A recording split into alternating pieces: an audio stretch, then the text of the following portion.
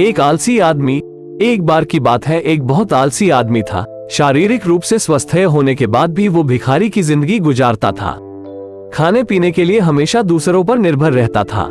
एक दिन जब वो खाने के लिए कुछ खोज रहा था तो उसने फल लगे पेड़ों को देखा। चारों ओर देखने के बाद कि कहीं कोई देख तो नहीं रहा, वो उस बगीचे के अंदर चला गया और देखा कि कोई भी उन पेड़ों की रखवाली नहीं कर रहा है, तो उसने जल्दी से कुछ फल चुराने का फैसला किया। लेकिन जैसे ही उसने पेड़ पर चढ़ना शुरू किया, किसान ने उसे देख लिया और उसे पकड़ने के लिए दौड़कर आने लगा। जब आलसी आदमी ने डंडा लेकर उस किसान को अपने पास आते देखा, वो डर गया और छिपने के लिए पास के एक जंगल को ओर भाग गया। जंगल में जैसे ही वो थोड़ा सा आगे बढ़ा, उसने एक लोमड़ी को देखा जिसके केवल 2 पैर थे और वो रेंग रही थी। आलसी आदमी ने सोचा, ऐसी हालत में ये लोमड़ी कैसे जिंदा रह सकती है? लोमड़ी भाग नहीं सकती है, वो कैसे खुद के लिए खाना ढूंढने या अन्य जानवरों से अपनी रक्षा कर सकती है और कैसे जीवित रह सकती है? तभी अचानक उसने देखा कि एक शेर अपने मुंह में एक मांस का टुकड़ा लिए लोमड़ी की ओर आ रहा है। सभी जानवर भाग गए और आलसी आदमी खुद को बचाने के लिए पेड़ पर चढ़ गया, लेकिन लोमड़ी वहीं रुकी रही। उसके पास 2 पैरों पर चलने की क्षमता नहीं थी। लेकिन इसके बाद जो हुआ उसने आलसी आदमी को हैरान कर दिया। शेर लोमड़ी के पास आया और मांस का वो टुकड़ा उसने वहां छोड़ा जो उसके मुंह में लोमड़ी के लिए था। ये देखकर आलसी आदमी खुश हो गया। वो सोचने लगा कि भगवान जिन्होंने सभी को बनाया है, हमेशा उनके द्वारा बनाई गई चीजों की देखभाल के लिए एक योजना निर्धारित कर देते हैं।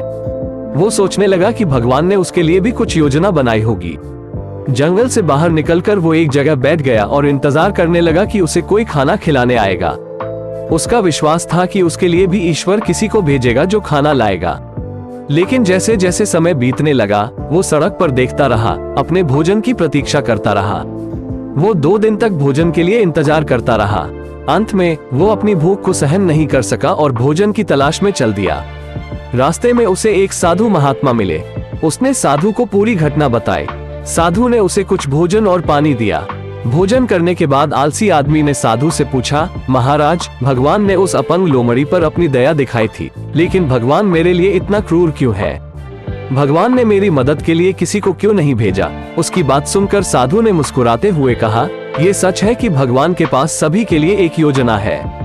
तुम स्पष्ट रूप से सब कुछ भगवान की योजना का एक हिस्सा हो। लेकिन बेटा, तुमने उनकी बात को गलत तरीके से लिया। वो नहीं चाहते थे कि तुम लोमड़ी की तरह रहो, वो चाहता थे कि तुम शेर की तरह बनो। कहानी से सीख, अक्सर हम ईश्वर के संकेतों को गलत समझते हैं।